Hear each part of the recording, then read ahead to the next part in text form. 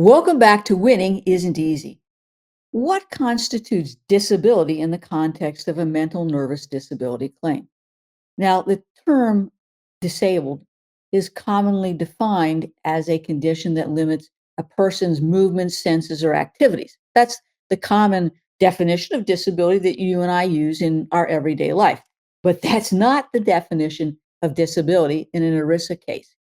You've got to get out your policy or plan because there's no uniform ERISA disability policy or plan. The definitions of disability will vary among plans and carriers. I've seen multiple versions offered to one class of employees. So you need to understand that plans have different definitions of disability for benefit eligibility and for even waiver of premium. So we want to start out, obviously, by getting a copy of your policy or plan. And the first thing we want to look at is the definition of disability. What is it? Write it down. Now, the second definition that's important here is the definition of occupation. And the occupation definition is really crucial. Remember, you haven't insured your job, you've insured an inability to do your own occupation. So we need to understand, how is that term defined?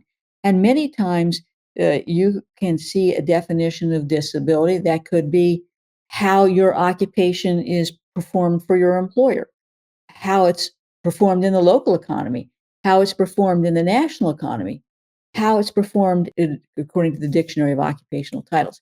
So this definition is really crucial in assessing whether or not you can perform your occupational duties, not only from a physical standpoint, but from a cognitive standpoint. So write down that definition.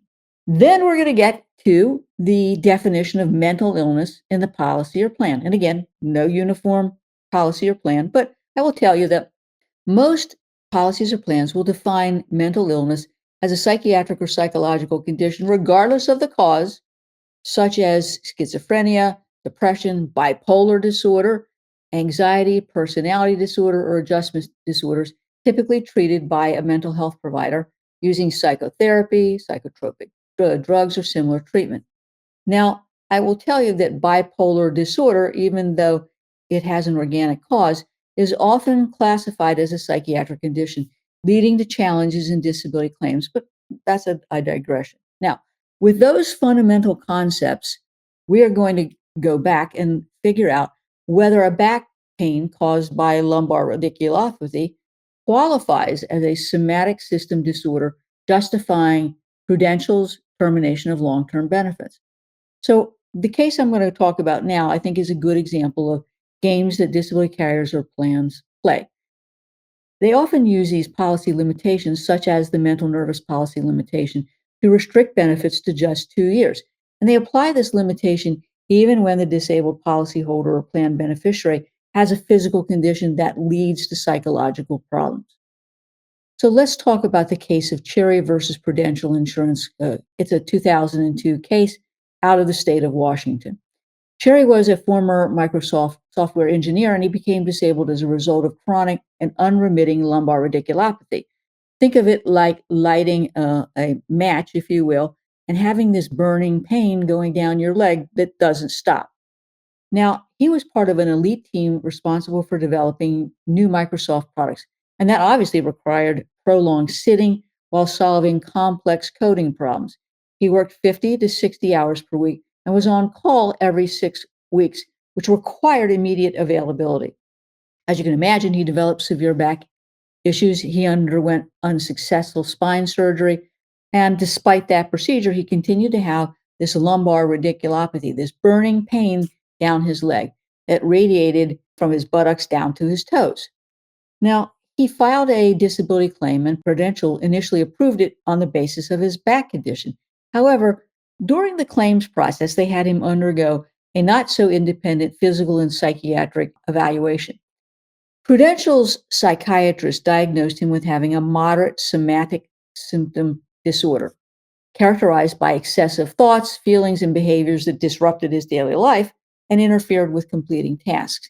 The diagnosis did not discount the possibility of an underlying medical condition, but that made it difficult to prove that his symptoms were inconsistent with the medical abnormalities. And by that, we mean that there could be a medical basis for his symptoms, but the complaints may not necessarily have had objective findings on examination or diagnostic studies. So you've had back pain, you've got surgery, you still have the back pain with leg pain, but maybe the testing or the exams are still normal. Certainly, his psychiatric test results were consistent with somebody suffering from chronic pain. And the diagnosis conveniently set the stage for Prudential to invoke the 2-year mental nervous policy limitation. And as expected, the Microsoft disability plan had such a limitation in its policy and plan. So what happened here was when Cherry's claim transitioned from own occupation to any occupation, Prudential said, hey, look, we think that you are disabled because of the somatic symptom disorder, and we're not going to pay benefits any further under the 2-year mental nervous policy limitation. And the only way we're going to pay benefits is if you are physically disabled. Now, despite unanimous opinions from Cherry's physicians confirming he couldn't work, including an FCE that demonstrated he couldn't even work part-time, Prudential still denied the claim. So what was the reason, the justification that they came up with? Well, the physical exam they arranged suggested he could work part-time and gradually increase his hours. And they further claimed that his physical limitations stemmed from the somatic symptom disorder, I call it the pain that's in your head, rather than an actual physical condition, which obviously is bull. This case, as you can imagine, ends up in front of a federal judge. Now, in the state of Washington, there's something called a ban of discretionary clauses. A discretionary clause lets the judge substitute their own judgment for that of the disability carrier or plan. That's the preferred standard of review, because the other standard of review is called arbitrary and capricious. And normally there's a very high burden that we have to prove to establish that the carrier or plan's denial or termination was arbitrary and capricious. And it serves as a golden handcuff on the hands of a judge trying to do what's right. Now, fortunately for Cherry, in this case, there were no discretionary clauses. So the judge was able to do a de novo review and substitute their own judgment for that of the carrier. So what the judge did in this case is said, look, excuse me, Cherry's symptoms are consistent with what chronic pain sufferers will suffer. Number two, this diagnosis of somatic symptom disorder doesn't invalidate the medical basis of the symptoms. And lastly, the judge said, look, there's no evidence that Cherry's disability was due in whole or part to mental illness. The judge reinstated Cherry's benefits and dismissed Prudential's attempt to justify the denial. Now, I'll tell you, that won't always be the case, particularly if there is an arbitrary, capricious standard of review. But you can see how the judge went about looking at this. The judge looked at the definition of disability, occupation, mental illness, and went through basically the gyrations that Prudential had gone through to try to create and justify the denial, and took them apart one by one. You can see case by case basis, and of course, the standard of review is really important. Let's take a quick break.